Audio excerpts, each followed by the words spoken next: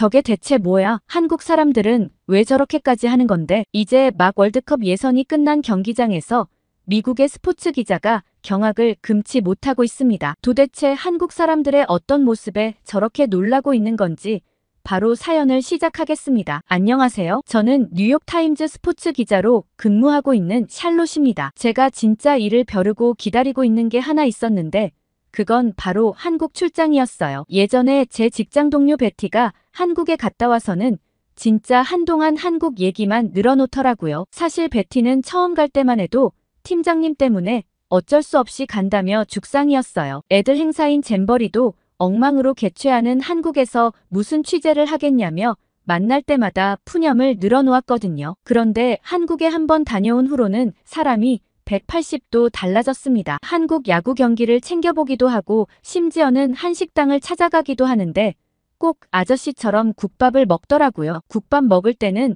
꼭 소주를 먹어야 된다면서 그 독한 술까지 벌컥벌컥 샷으로 들이키는 게 진짜 신기했어요. 내가 알던 베티 맞나 싶었죠. 베티의 그런 모습을 보고 난 후로 저도 한국이란 나라에 궁금증이 생겼거든요. 물론 저도 한국 하면 다들 떠올리는 강남 스타일이나 BTS는 알고 있었어요. 하지만 진짜 한국 사람들은 어떤지 궁금하더라고요. 그런데 마침 회사에서 이번 월드컵 예선 경기 취재 기자를 배정할 때였어요. 한국 경기 일정을 쭉 둘러보는데 9월 달에 서울에서 경기가 있더라고요. 저는 이번 기회에 무조건 제가 가야겠다고 생각했죠. 그런데 뜬금없는 라이벌이 생기고 말았습니다. 바로 베티였죠. 베티는 자기가 또 가고 싶다고 이미 팀장님께 선수를 쳐놓은 게 아니겠어요? 진짜 너무하다고 생각하고 있었는데 저번에 베티가 한국을 다녀오고 쓴 기사가 대박이 났으니 팀장님 입장에서도 보증된 베티를 보내는 게 당연한 선택처럼 보이기도 했습니다. 다음에 휴가 때나 가야겠다 한숨을 쉬었죠. 그렇게 탕비실에서 베티와 커피를 마시며 진짜 너무하다며 투정을 부렸더니 베티가 선물 잔뜩 사오겠다고 이해해달라고 했죠. 그런데 갑자기 중국계 기자인 리안이 한마디를 툭 던졌습니다. 한국 못 가게 된 걸 뭘 그렇게 속상해하냐고 한국 가봤자 여기 차이나타운이나 크게 다를 거 없다고 했죠. 그러면서 뉴욕의 차이나타운 가면 한국이랑 똑같다고 하는 게 아니겠어요? 그리고 한국인들은 참 이상한 집착이 있다고 했어요. 꼭 중국이 하면 좋아 보이는지 그걸 그대로 따라한다고 했죠. 한국 사람들이 가장 좋아하는 음식이 뭔지 아냐고 묻더니 바로 짜장면이라고 하더라고요. 그게 원래 중국 음식인데 한국 사람들은 이사할 때마다 그렇게 짜장면을 찾는다고 했죠. 한국인들의 중국 사랑은 못 말린다며 퇴근하고 차이나타운을 데려가 준다고 했어요. 저는 오늘 약속이 있어 어렵겠다고 얘기했는데 베티가 한번 같이 가자고 하더라고요. 베티는 한국이 중국과 비슷하다는 느낌은 전혀 받지 못했는데 도대체 뭐 때문에 그런 말을 하는지 궁금하다면서 말이죠. 그렇게 두 사람은 퇴근 후 차이나타운에 가기로 했고 저는 약속 장소로 향했습니다. 그런데 다음날 출근하고 나서 저는 깜짝 놀라고 말았어요. 베티가 출근을 하지 않았던 거예요. 저는 이게 무슨 일이냐고 베티에게 전화를 걸었죠. 전화를 받자마자 베티는 다신 중국 쪽으로는 쳐다도 안 볼 거라고 하는 게 아니겠어요? 아니 도대체 무슨 일이 있었길래 그러냐고 물었고 베티에게 들은 이야기는 정말 황당했어요. 리안이 말하는 그 짜장면을 먹어보러 갔었는데 식당에 개념 없는 중국인들이 너무 많았다는 거예요. 음식이 하도 늦게 나오자 사람들이 전부 다 화가 잔뜩 났었는데 주문도 잘못 받았는지 늦게 주문을 했던 베티의 음식이 먼저 나왔다고 했어요. 그러자 먼저 기다리고 있던 중국인들이 화가 나서 식당 사장과 싸우기 시작했고 순식간에 싸움이 번졌다고 하더라고요. 그런데 그 싸움을 말리는 사람이 아무도 없었고 어쩔 줄 모르던 베티는 그 싸움을 말리다 쓰러지는 의자에 다리를 다쳤다고 하더라고요. 당장은 꼼짝도 못한다고 했죠. 그래서 적어도 일주일은 출근도 못하고 집에서 누워 있어야 한다고 했어요. 저는 베티의 이야기를 들으면서도 정말 황당하기 짝이 없었어요. 그런데 리아는 아무렇지 않게 또 출근을 했더라고요. 그렇게 베티와 전화를 끊고 자리에 돌아와 앉았는데 팀장님으로부터 메시지가 하나 와 있었습니다. 팀장님 호출에 바로 찾아갔더니 팀장님께서 믿기지 않는 얘기를 하셨어요. 베티 대신 한국에 가보라고 말씀하셨죠. 그러면서 이전 베티가 썼던 기사들도 한번 보면 좋겠다고 하시며 현장의 생생한 느낌을 취재해 오길 기대한다고 하셨죠. 베티가 다친 건 너무 속상하고 안타깝지만 이 기회가 제게 오다니 저는 설레는 마음도 들었어요. 그렇게 저는 한국 월드컵 경기 사전 조사를 시작했어요. 저는 선수 라인업을 보면서 두 눈이 휘둥그레졌습니다. 한국 축구 선수들이 해외에서 활발히 활약하고 있다는 건 알고 있었지만 모아보니 진짜 소름이 돋더라고요. 대형 리그에서 뛰고 있는 선수들이 대표팀으로 합류한다고 생각하니 한국 축구 팬들이 정말 열광할 것 같았습니다. 그런데 예전 뉴스를 보니 이강인 선수와 손흥민 선수 사이에 트러블이 있었다고 하던데 손흥민 선수가 대인배라 넘어가 준 건지 혹시나 또 이런 일이 생겨 경기에 영향을 미치는 건 아닌지 약간 염려스럽기도 했어요. 아무튼 저는 사전조사를 하면서 단순 경기 결과보다는 진짜 한국의 모습과 응원단의 모습들을 쓰고 싶다는 생각이 강하게 들었습니다. 저번 메이저리그 방한 이후 한국의 야구 응원 문화에 미국이 한번 떠들썩했었는데 얼마 전 한국 치어리더가 춘 춤으로 또 한 번 난리가 났어요. 온갖 SNS에 한국 치어리더의 춤으로 도배가 되었죠. 솔직히 저는 소름이 돋기도 했어요. 한국 문화의 장악력이 이렇게 어마어마한가 싶었죠. 뭘 해도 그렇게 크게 흥행이 되는 게 쉽지 않은 일인데 한국은 했다 하면 검색어 순위 안에 들고 100만 조회수는 금방이니까요. 그런데 저는 사전조사를 하며 조금 이상한 점을 발견했습니다. 한국축구협회에 뭔가 문제가 있는 것 같았죠. 이번 경기는 한국에서 11회 연속 본선 진출이 걸린 중요한 경기에다 실력 좋은 선수들이 굉장히 많이 포진해 있어 한국으로서는 상위권을 노려볼 만했거든요. 그런데 감독 선출 과정에서 잡음이 많아 보였습니다. 저는 한국은 양반의 나라라는 생각이 있었고 정중하고 예의 바른 나라라고 생각했는데 축구협회에 이런 문제가 있으리라고는 생각지도 못했어요. 아무래도 현지 축구 전문가의 생각도 좀 들어보고 싶다고 생각했고 바로 미팅을 요청해 두었습니다. 며칠 후 한국으로 갈 짐을 쌌죠. 그리고 베티에게 전화해 미안하다고 얘기했어요. 그러자 베티는 무슨 말이냐며 전혀 걱정할 필요가 없다고 했어요. 그러면서 제게 주소를 한 군데 보내주었습니다. 저는 이게 웬 주소냐고 묻고 나서는 그만 빵 터졌어요. 미국에서는 아무리 국밥을 먹어도 그 맛이 안 난다며 거기가 바로 베티의 국밥 사랑이 시작된 장소라고 하더라고요. 그러면서 꼭 거기 가서 소주를 같이 먹어야 한다고 했죠. 저는 아픈 와중에도 국밥에 소주 생각을 하는 베티를 보면서 정말 아저씨 같다고 놀리곤 전화를 마무리했습니다. 그리고 얼마 후 비행기를 타고 월드컵 예선전 취재를 위해 한국으로 왔죠. 강남 근처에서 현지 축구 전문가 김현우 씨와 미팅을 진행했습니다. 현우 씨는 한국축구협회 소속이었다가 지금은 다른 일을 하고 계시는 분이었고 제가 궁금해할 만한 것들에 대답을 해주셨어요. 저는 클린스만 감독을 선임하고 경질하는 과정에서도 좀 답답한 것들이 있었는데 새 감독도 국민들 사이에선 의견이 많은데 어떻게 된 거냐고 물어봤죠. 그러자 현우 씨는 한숨을 푹 쉬었습니다. 축협이 문제가 많다고 하시며 이번 홍명보 감독이 10년 만에 복귀한 건 알고 계시죠? 라고 물었어요. 그러면서 2014년 브라질 월드컵에서 인맥축구나 의리축구 얘기를 듣고 그 뒤에는 10년간 대표팀과는 아예 담을 쌓았다고 했어요. 그러면서 그동안 여러 차례 대표팀 감독을 거절했다가 돌연 수락했다고 했는데 저는 왜 그런 제안을 축협에서 했는지도 의문이라고 했어요. 그러자 현우 씨는 축협 자체가 좀 바뀔 필요가 있는데 지금 임원들이 가진 한계라며 씁쓸한 표정을 지었어요. 그리고 이번엔 준비 시간도 너무 짧았고 염려되는 게 너무 많다고 했어요. 경기 3일 전에야 첫 소집 훈련이 이루어진 데다 유럽파 선수들은 하루 뒤에 합류했기 때문에 완전체로 훈련한 건 이틀 뿐이라고 했어요. 저는 이렇게 짧은 기간으로 중요한 경기를 치르는 게 가능한가 싶었죠. 그러면서 현우 씨는 두고 봐야 하겠지만 손흥민 선수나 김민재 선수의 어깨가 무거울 것 같다고 했어요. 그렇게 현우 씨와 미팅을 마무리하고 저는 호텔로 돌아왔습니다. 너무 피곤해서 쓰러질 것 같았죠. 그런데 저는 샤워를 하면서 깜짝 놀라고 말았어요. 보통 출장 올 때마다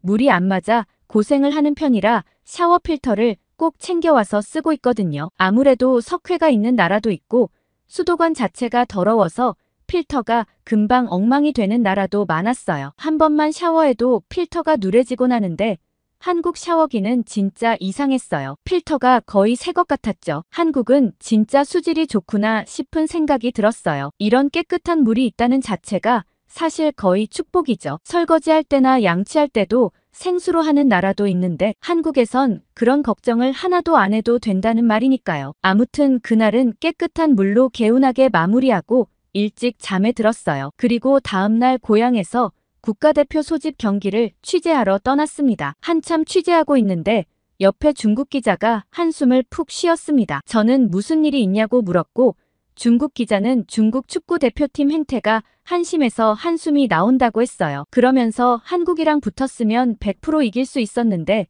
일본이랑 붙어서 아쉽다고 했죠. 저는 중국 기자가 무슨 근거로 그런 생각을 하나 싶었지만 아무튼 중국 경기 취재를 하지 않고 왜 한국까지 왔냐고 물어봤죠. 그러자 중국 기자는 이번에 일본과 첫 경기를 치르는데 아마 방송 중계도 하지 않을 것 같다고 했어요. 저는 중국이 축구에 어마어마한 돈을 쓰고 있다는 걸 알기 때문에 의아했습니다. 그러자 중국 기자는 일본에 질 게 뻔하니까 아예 방송 자체를 안 하는 것 같다며 아마 패럴림픽 방송이 나올 거라며 취재할 필요가 없다고 했어요. 그리고 이어지는 중국 기자의 말에 저는 깜짝 놀랐습니다. 중국 기자는 여기서 손흥민 선수 기사 쓰는 게 훨씬 조회수가 잘 나올 것 같다고 했어요. 손흥민 선수가 중국 우레이 선수랑 같은 급이니 관심 있는 사람이 많다고 했죠. 저는 중국 사람들도 손흥민 선수를 좋아하냐고 물었고 중국 기자는 당연한 걸 묻느냐는 표정이었어요. 솔직히 부러워서 손흥민 선수 욕하는 사람도 많지만 한국 사람인 걸 넘어서 아시아에서 저런 월드클래스 선수가 나왔다는 것 자체에 대단하다고 여기는 사람들이 많고 특히 중국 여자들 사이에 인기가 어마어마하다고 했어요. 저는 중국 기자의 말을 듣고 손흥민 선수의 영향력이 얼마나 대단한지 다시 한번 생각해보게 되더라고요. 그렇게 중국 기자와 한참 얘기를 나누고 나서 기자회견장으로 이동했습니다. 그런데 저는 한 가지 깜짝 놀란 게 있었어요. 지금 홍명보 감독과 손흥민 선수가 10년 전 대표팀에서 함께 만났다고 하더라고요. 그때 막내였던 선수가 지금 대표팀의 간판이 되어 경기를 이끌고 있다니 감회가 새로웠죠. 물론 홍명보 감독에 대한 여론은 정말 안 좋아 보였지만 다른 선수들에 대한 기대로 그나마 급한 불을 끄는 것 같았습니다. 그런데 아까 옆에 있던 중국 기자는 내내 손흥민 선수 사진만 잔뜩 찍어가더라고요. 중국도 손흥민 선수의 인기만큼은 어쩔 수 없구나 싶었죠. 그리고 며칠 후 드디어 경기가 열리는 날이 되었어요. 저는 일찍부터 경기장에 도착해 주변 취재를 할 예정이었습니다. 일부러 한참 전에 내려 경기장 주변에서 걸어가기 시작했죠. 경기장에 가까워질수록 붉은 옷을 입은 팬들이 하나 둘 나타났고 다들 기대에 찬 표정이었어요. 솔직히 이번 경기는 이미 이겼다고 생각하는 사람들이 많은 것 같더라고요. 사실 팔레스타인 감독도 부진한 성적으로 경질 요구가 있는 만큼 팬들의 기대를 얻지 못하고 있거든요. 경기 전부터 압도적으로 한국의 승리를 점치는 사람이 많기 때문인지 팬들의 발걸음은 가벼워 보였습니다. 그런데 입구에 도착하자 놀라운 광경이 펼쳐졌어요. 수많은 관중들이 줄을 서서 차분히 입장하고 있더라고요. 따로 안전요원이 있긴 했지만 안전요원이 없더라도 아무 문제 없어 보였습니다. 경기 하루 전 홍명보 감독의 기자회견이 떠올랐어요. 홍 감독은 이번 경기의 전략에 대해 설명하기 시작했죠. 특히 주목할 만한 것은 손흥민 선수에 대한 언급이었는데 아무래도 주장으로 손흥민 선수가 가지는 부담감에 대해 얘기했어요. 워낙 국민적으로 사랑을 받고 있는 선수다 보니 아무래도 부담이 많을 수밖에 없겠다는 생각이 들었습니다. 그리고 주목할 만한 점은 고교생 K리거 양민혁 선수에 대한 이야기였어요. 2006년생인 양민혁은 올 시즌 K리그 데뷔 후 한국 선수 역대 최연소 EPL 구단과 계약하게 되었어요. 손흥민 선수와 같은 토트넘으로 이적이 확정됐죠. 또한 측면 풀백 최우진과 황문기 그리고 유럽파 센터백 이한범 등 새로운 얼굴들도 소개됐습니다. 한국 축구의 미래가 정말 밝다는 느낌이 들더라고요. 저는 프레스석이 따로 있지만 팬들의 모습을 가까이서 지켜보고 싶어 관중석에 예매를 따로 해두었고 그곳에서 함께 현장 분위기를 느껴야겠다고 생각했어요. 그런데 얼마 지나지 않아 놀라운 광경을 목격했어요. 경기 시작 10분 전 갑자기 경기장이 술렁이기 시작하는 거예요. 저는 무슨 일인가 싶어 주변을 둘러보았죠. 그때 한 관중이 일어나 조용히 대한민국을 외치기 시작했습니다. 순간 모든 관중이 일제히 일어나 함께 구호를 외쳤어요. 이건 마치 뮤지컬의 한 장면 같더라고요. 그러면서 다들 어깨동무를 시작하는데 제 옆에 있는 한국인도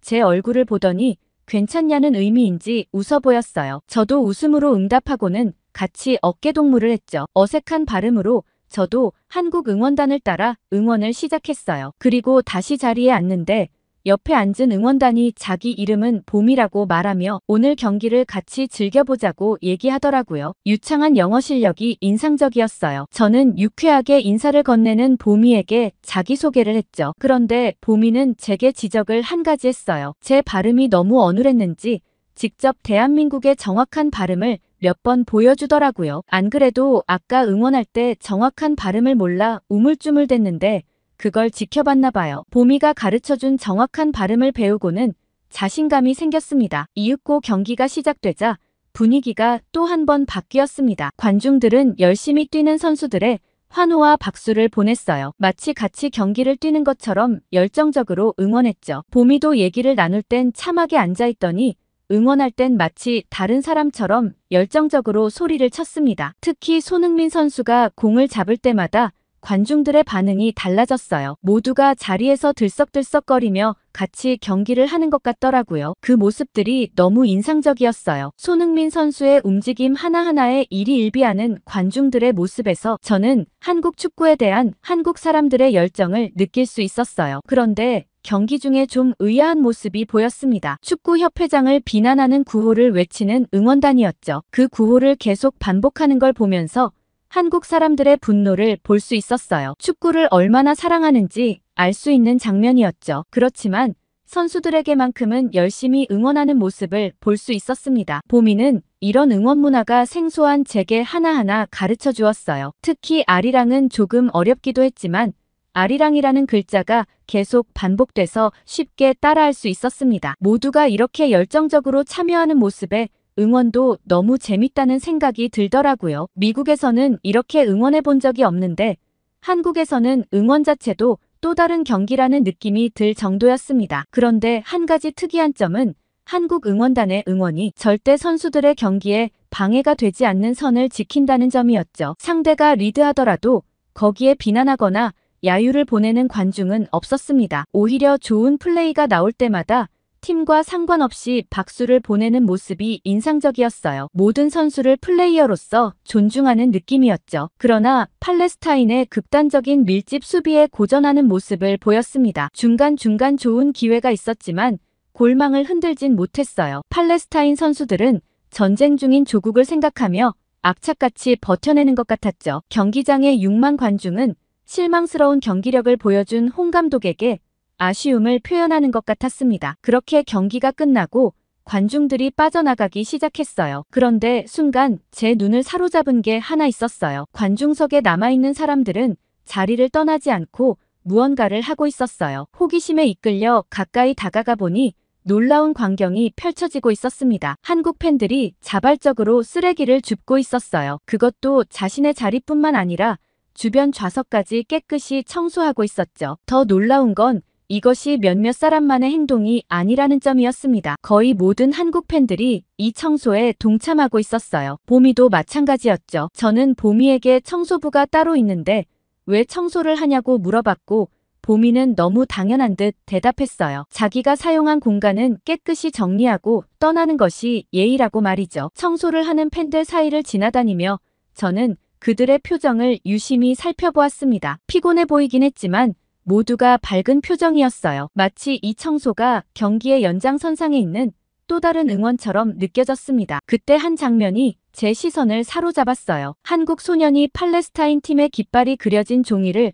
주워 조심스레 접고 있었습니다. 그러자 그의 어머니로 보이는 여성이 다가와 뭐라고 말하자 소년은 고개를 끄덕이고는 그 종이를 버리지 않고 가방에 넣었어요. 어머니는 아들에게 상대팀의 국기이니 아무렇게나 버리면 안 되고 소중히 여겨야 한다고 가르치고 있는 것 같더라고요. 어떤 경우에서도 상대를 무시하거나 그들의 것을 함부로 대해서는 안 된다고 말이죠. 저는 한국 사람들은 도대체 어떤 교육을 받길래 이런 매너를 갖고 있는 걸까 싶은 생각이 들었습니다. 관중석 청소가 거의 끝나갈 무렵 이제 막 보미에게 인사를 하고 가려는데 보미는 제게 제안을 한 가지 했습니다. 저는 너무 좋다고 바로 승낙할 수밖에 없었죠. 보미와 친구들은 근처 치킨집으로 향했어요. 경기장 근처는 밤늦은 시간임에도 불구하고 거리는 여전히 붉은 옷을 입은 팬들로 가득했습니다. 테이블에 앉자 응원단 멤버들이 자연스럽게 치킨과 맥주를 주문했습니다. 한국에서는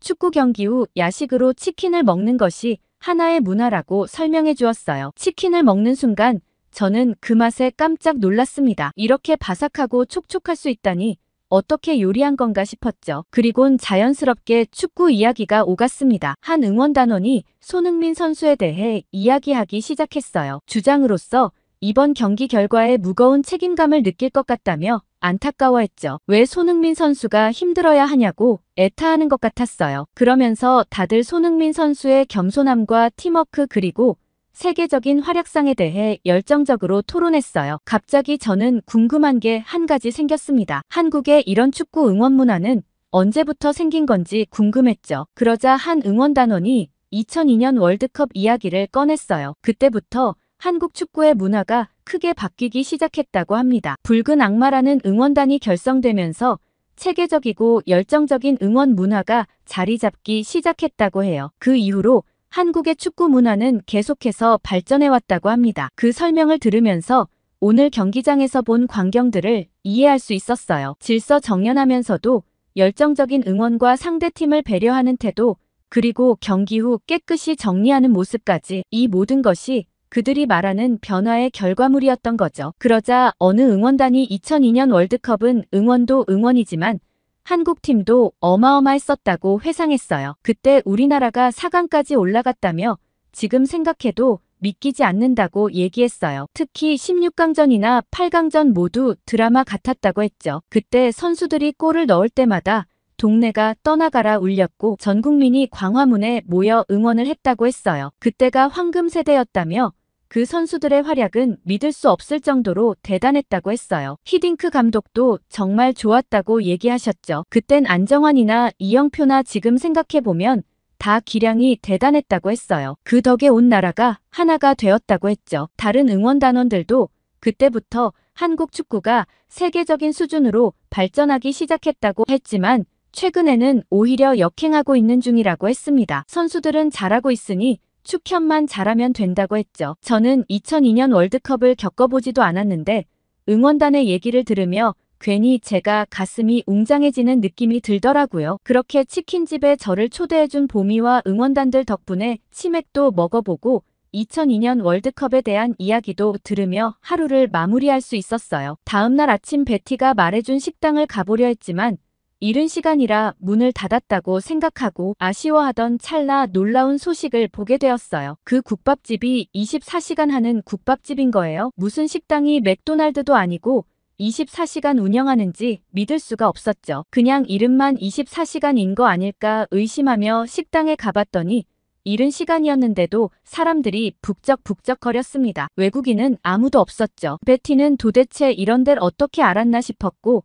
자리에 앉아 국밥 한 그릇을 주문했어요. 오늘 밤 비행기라 소주는 아쉽게도 시키지 않았죠. 대신 어제 치맥을 먹었다고 자랑해야겠다 생각했습니다. 그런데 저는 음식이 나오자마자 당황스러웠어요. 그릇에 담겨 나왔는데도 펄펄 끓는 국물을 보며 도대체 이걸 어떻게 먹으라는 건가 싶었거든요. 그런데 옆에 한국 사람들은 아무렇지 않게 끓고 있는 국물을 먹고 있더라고요. 저도 용기를 내어 한 숟가락 떠먹어 보고서는 두 눈이 번쩍 떠졌습니다. 너무 뜨겁고 입천장이 데일 것 같긴 한데 피로가 싹 내려가는 느낌이었죠. 베티가 이 맛에 국밥을 먹는구나 싶었습니다. 그렇게 한 그릇을 싹 비워냈어요. 그리곤 베티에게 사진을 보내서 잘 먹고 간다고 고맙다고 얘기했죠. 베티는 얼른 미국에 와서 한국에서 있었던 일을 들려달라고 성화였어요. 그렇게 저는 미국으로 돌아가는 비행기를 탔고 노트북을 켜서 한국에서의 믿을 수 없는 경험들을 적어내려가기 시작했어요. 그리곤 다음엔 취재가 아니라